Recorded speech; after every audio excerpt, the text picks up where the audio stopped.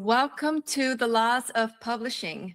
Today we're talking about book covers that sell. This is such an important topic, and I'm so glad you're here to learn about it. I think this is one of the most important pieces of our books, and we'll get into it right away. So welcome back. This is part of a year-long series we're doing. If you're in the BBB, you have access to all of there. So in the last lesson, we talked about the path, the publishing path, whether you want to self-publish, traditionally publish, or do a hybrid. So all of that is there. In case you missed it, very important stuff to be super clear about. And this time we're going to talk about designing your covers.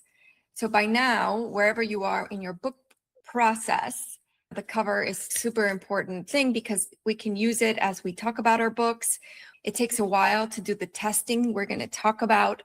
So you want to start playing with that as early as possible. So today's mission is learn what makes a cover sell, master the key design elements, and decide how you're going to go about it, DIY or hire a professional. So what's the problem? Readers decide in 3 seconds. And sadly, most authors are not ready for this. And I was just at an event and this happened. A book about poetry, and it was so beautiful to see everybody talk about it. But then when you saw the cover, it was very obvious that this was a self-published book. There's nothing wrong with self-publishing.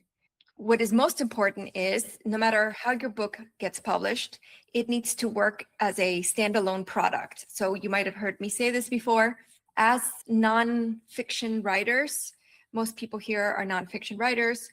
These books are going to be an extension to your business or related to your coaching business, and that's great. Even if you don't plan on selling everywhere, if your book was on a bookshelf in its category, it should fit right in. Very, very, very important. So just the other day, I was at this event, and the poetry they read was beautiful, but you could tell this was a book made at home. So you don't want your cover to scream self-published, and there's no reason why. Much information out there, which I'm going to give you, and working with people like me that can make sure that doesn't happen to you. Sometimes people don't understand the power of the colors and the fonts, and they pick the wrong stuff, and they never look at the thumbnail. So your book cover needs to look this big. It needs to work because that's where most people are going to see it, through their phones. So you have to make sure that it fits your genre, yet stands out, right? It's very important, but that it's very obvious. We do judge a book by its cover. So this is its cover. So this is very, very important when you're selling a book. And then the other problem is you don't know how to go about it, how to getting your cover done.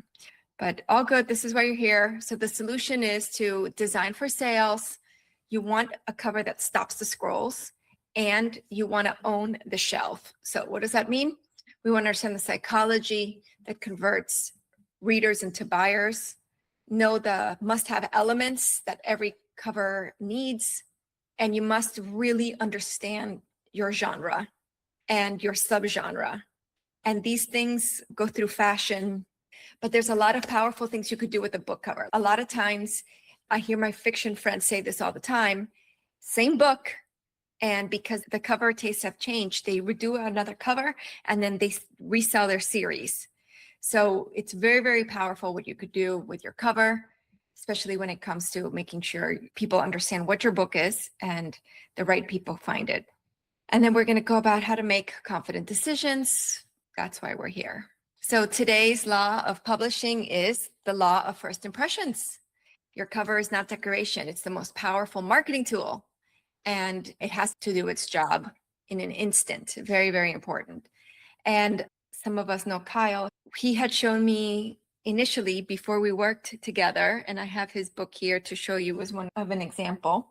He showed me some things that did not look like this.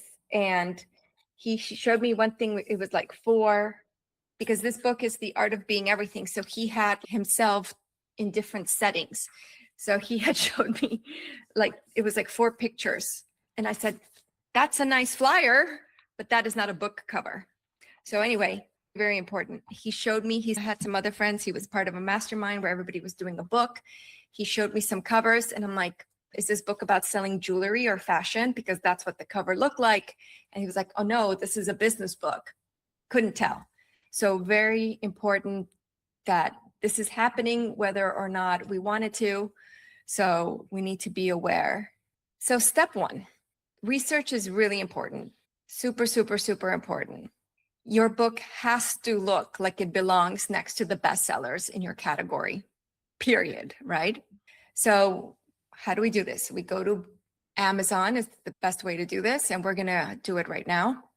You're going to search your category. You want to do some screenshots. You want to study what works. Why does it work? And then how do you apply this to make your book even better? You want to identify the visual language. Every genre has a visual code. Business books, bold, sans-serif fonts. And I have pictures to show you. We're going to talk about what fonts in a minute. Versus self-help, which is warmer. It's about human, it has warmer tones, human imagery. So you have to really understand your genre and the visual language of that. The thumbnail test. Now, I'm working here with Canva. Do you guys use Canva? That's great. Canva is very useful. In Canva at the bottom, there's a thing where you could view it, and then it has these little squares. Whenever working on a cover, I make sure I look at it small from far away. Very, very, very, very important. So Canva makes it really easy to do that. And even if you're working with a professional designer, I would suggest you play around with Canva. And then the bookstore shelf test. If you saw your cover on a bookstore shelf between two traditionally published books, would it look like it belongs? It has to. So that's step number one. Step two, and I want to go through this before we go to Amazon, so we have a little bit of a clear understanding of what we're looking for. So typography is fonts. So the title, your title font is a genre signal. Use one primary font, bold, legible, at thumbnail size. Never use more than 2 fonts on a cover. Very important. Now, author name, that's part of your brand. It needs to be sized appropriately, not too small, right? You are the authority, but you can't compete with the title either. So it has to be, yeah. And I will refer to this. I think this is a really good example. Here are some other examples of best-selling books. And then we're talking about covers. So there's going to be back cover and then the spine, right? These are the parts. I will show you some other covers. This is a really good one. So imagery and background. What's the style? Stock photos, illustrations, abstract. It must match the genre conventions. Never use clip art or low resolution images. Very important. The color palette. You want to use 2-3 colors max, high contrast between your title and the background. Color should evoke the emotional tone of your book. If you've spent any time with me, we've spoken about the invisible protagonist. You know, like the first draft is for you. Once you're going to publish a book, it's for the reader. The marketing, all the visual elements. Your reader is the hero of the story. It's not a photo album for you. It's really for the readers. That's the most important thing. So it's not like what we like. Sure, our taste helps, but it's really like it has to match the genre. So we're going to talk about some good and bad examples of this. And then your subtitle. So what I was just finishing my thought there. So the color palette has to speak to the emotion, right? So if the reader is the hero of especially your marketing messages, right? They've got usually a physical problem they're solving, an emotional problem, a psychological problem. Now, your book offers the solution to something. There's an emotion invoked with that. And that's how we can use colors really to inspire, to catch people's attention. And we're going to get into that in the next slide. The subtitle. For nonfiction, your subtitle is often the most important part of your title because it clearly needs to state who the book is for and what they get out of it. For here, this is a good example. Building a story brand. You may not know what that means, right? But you understand, clarify your message so customers will listen. Super clear. right? I showed you this one, the bullet journal method. Track the past, order the present, design the future. Very nice. In Kyle's example, the art of being everything, a roadmap for living and leading without boundaries for entrepreneurs. Very clear. And you see the proportions. This is really good proportions, which depending on what's even better is having this a little bit smaller and this much bigger. But we're going to talk about that in a second. And then your back cover and your spine. So it has to be readable. The back has to have a hook paragraph. Now, and if you have the Invisible Protagonist course, you have a template to write the back cover, which is very valuable. And that's the best because it makes sure that your reader is the hero of that message. The ISBN, we talked about ISBNs last time. That's basically who owns the ISBN is who the publisher is. It has to have a price and barcode. I like some bonus elements, which is why I wrote that there on this right here. It's not just the barcode. We have business leadership, self-help, inspirational and personal, biography, memoir, and autobiography. So these are not only the categories, they're the subcategories of where they can go in a bookstore or a library. Very important. And if you've gotten the manuscript review, this is part of what you get. And yeah, let's make it easy for people. So if your book is at a bookstore and you want to make it really easy for them to know where it goes. So that's one way we do it. Author bio, it should be, I don't even know if you want to have that here. So like, here's what we went for, because how busy is too busy. There's a about the author inside. So here we just said for Kyle Savage, entrepreneur, event designer, public speaker. Boom. Super to the point. So step 3, color psychology and typography that sell. So what do these colors represent? Dark navy, black, authority, expertise, trust. That's why you see them in business and leadership books a lot. Deep red, energy, urgency, passion. Bold, sales, motivation. Bold, nonfiction, very important. Forest green, growth, health, nature. It's also the heart chakra, wellness, finance, sustainability. This deep plum purple, wisdom, luxury, creativity. That's why you see so many like spiritual books or personal brand books, self-help books that use purple. And warm orange, optimistic, approachable, warm. Self-help, parenting books, memoirs. So depending on your book, you want to start thinking about the colors. And then typography. So serif fonts are fonts that have this extra like flair to them, as you can see here, where sans-serif is without those pieces, is this, like block fonts. So serif fonts, trust, traditional, expertise, ideal for business, memoir, history. Bold, sans-serif, modern, authority, confidence. So leadership, sales, marketing books. Script, use sparingly. You can use this as an accent, but it's very rare that I would use this on a cover. A cover has to be super easy to read. I go around seeing this like bad logos all the time. You see a logo and you can't read it and it's okay, great. What's the point of that? Same thing with your cover. Script fonts can be elegant. They can include a personal touch. So memoir, lifestyle, women's fiction. But again, I would use them very sparingly. And when we go to look at Amazon, we'll take a look at that. Then there's what are called condensed or display fonts. So these are 2 examples. There's a lot. Some of these like Montserrat, Garamond, they might have condensed or display versions. So these are for high visual impact, but for short titles on dark backgrounds. So I just looked up bestsellers, bestseller books 2026.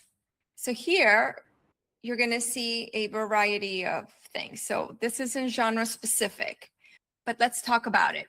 The last thing he told me, these feel like summer reads, right? We're talking about fiction, but you can see it visually. It's giving us a visual story. Can you guys see that? I can tell this has to do with music. They're speaking to us. John Grisham, very important. He's very famous, right?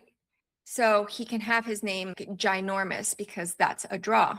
So anyway, but what we're doing right now is a little pointless because we need to be very specific about the genre. So right now, this is a very Strangers is they're about to make a movie out of this. This is a memoir about marriage, an interesting book. I like this minimalist because you'll see how it stands out. So there is a visual language and you know it, even if you don't realize you do. So then here we're going to go by like genres. So let's see. So let's look for, I'm going to send, there's a couple ways to do it. We could always do a search, but let me show you something else. We were just looking at the Strangers.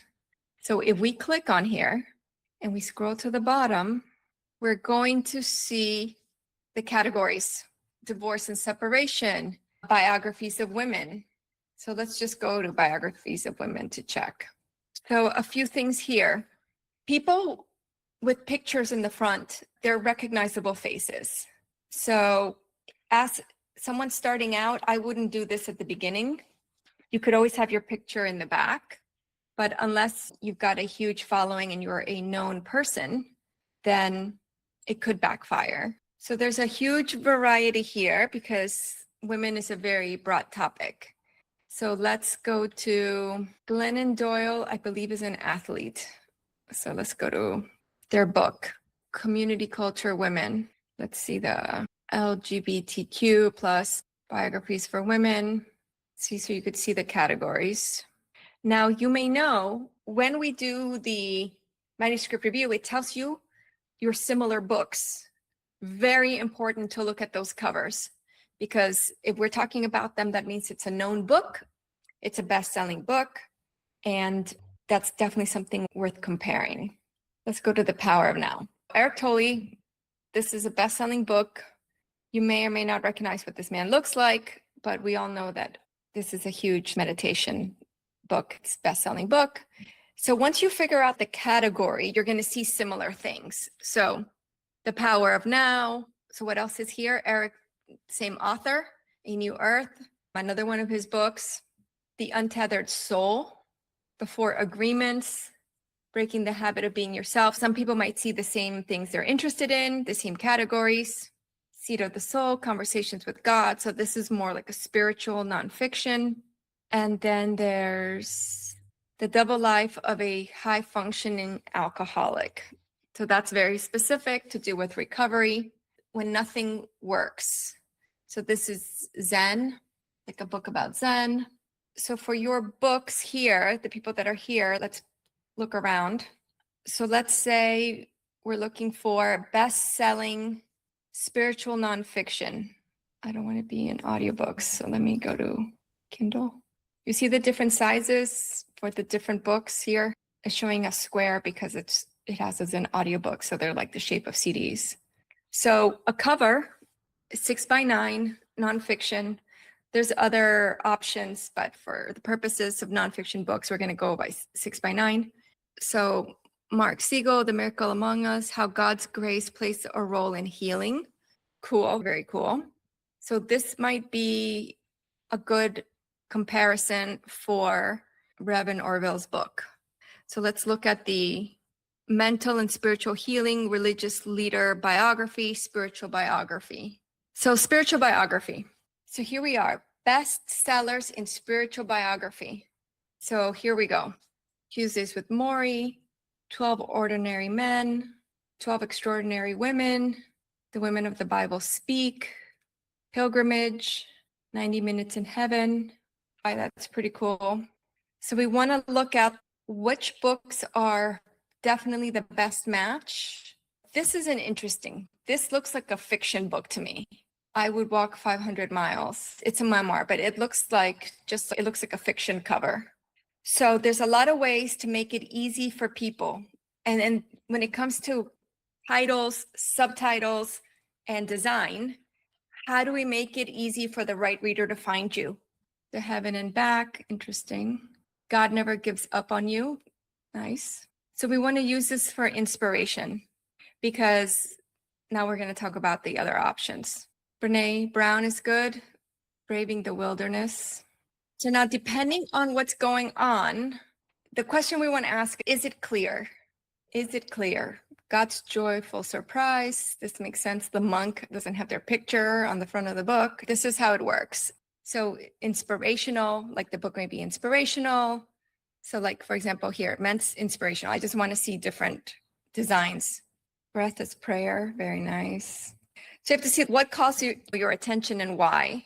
And then to show you why, like we're talking about very different things here, I'm just going to find another category to show you guys what I'm talking about of the differences. So versus a business and money book. So we just saw like spiritual memoirs, the Let Them theory. That's the bestseller right now. Atomic Habits. I talk about this book a lot. This is a great title. The Rise and Fall of the Worst Car in History.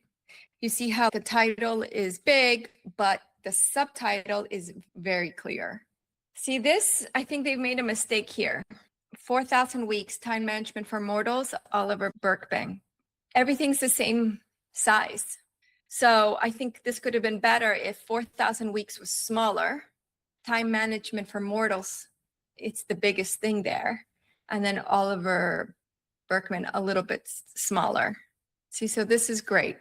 1929, Inside the Greatest Crash in Wall Street History and How It Shattered a Nation. So anyway, we'll talk about this as we talk about your books individually. So let me switch back. I just wanted to show you that's how we do the research. Okay, so very important. So these are the options when it comes to doing your cover. You can do it yourself, DIY. You can use a pre-made template or use professional design. So there's pros and cons to each of these. And what's cool about the Canva or book is you have full creative control. You probably already have the software, so you don't have to pay anything extra, but there could be a steep learning curve and you could easily break the genre rules and it could be time intensive, right? So this is authors with design experience or with a very tight budget or who know exactly what they want, which happens a lot with the people I work with. Then there's pre-made templates. It's a good starting point. It's a little faster than full DIY. And you're going to purchase something that's in your genre appropriate, which is fantastic. That's how you find them, is by genre. And then you have to be careful that it's something that's less unique. It might require some customization and the quality could be huge there. So this is for people with a mid-range budget and want professional results. And then there's, of course, professional design. The genre expertise is built in, fully custom and original, worth every cent for a flagship book. And then you have to be careful. There's a budget. It's going to be between $300 and $1,500. Obviously, when we do it, it's a very collaborative process. So it depends what they need. If they just need the layout, and there's always like, we do a bundle with like cover design and the interior layout because you're going to need all those things. It requires a clear brief. What exactly do you want? And that's where knowing like, what are your reference books? And not everybody I have found knows how to talk to artists and graphic designers. So it's important, if that's not your forte, to get help from people like us who know how to do that, or from somebody else in your life. And then the revision rounds take time.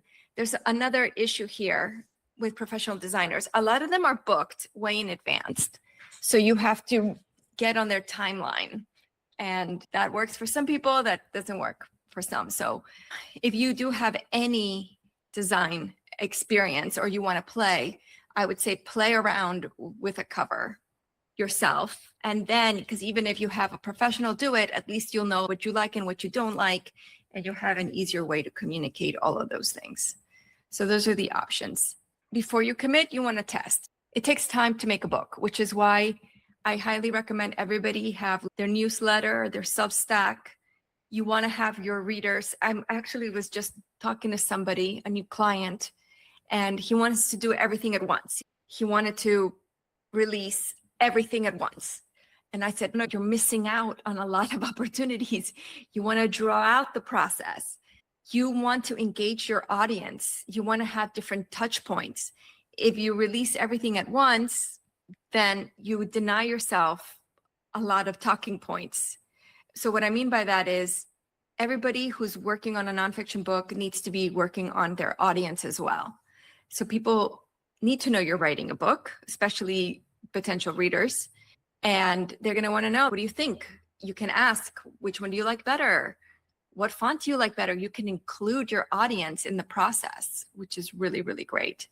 So with this particular client, I said, yes, you can do ebook and print, let's say soft cover, but then you don't want to do audiobook right away. You want to stagger it so it gives you more things to talk about. So with this audience, test before you commit. We talked about the thumbnail test. Look at it tiny. Is it readable? Is the image recognizable? If not, go back and simplify. Simplifying is an important thing that I find is necessary with covers. Then it's the Amazon search test. Screenshot your cover next to 5 bestsellers in your category.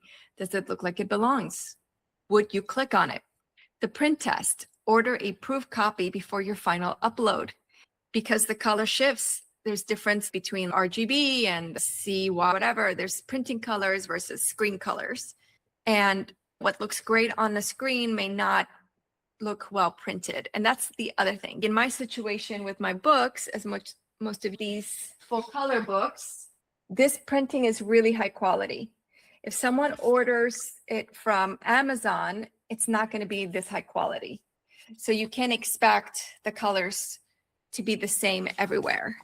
We did an offset printing. We printed hundreds of copies for an event here.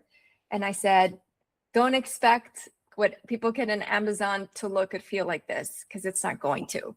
So it's something you've got to know, that different printing processes, different printers, it's not going to be the same, but that's okay. Can you read it? Does it attract the right people? Does it give them the right feel? That's what you want to know. And you can't get too nitpicky about the printing unless you're doing an offset print, which I don't recommend anybody do, because it's unnecessary. It's an unnecessary expense that is better spent on marketing for these types of books. And then the audience test. Show it to people in your target market, not friends and family. They're there to say, great job. We're here to support you. Say, great job. And how do we make this clearer for your reader?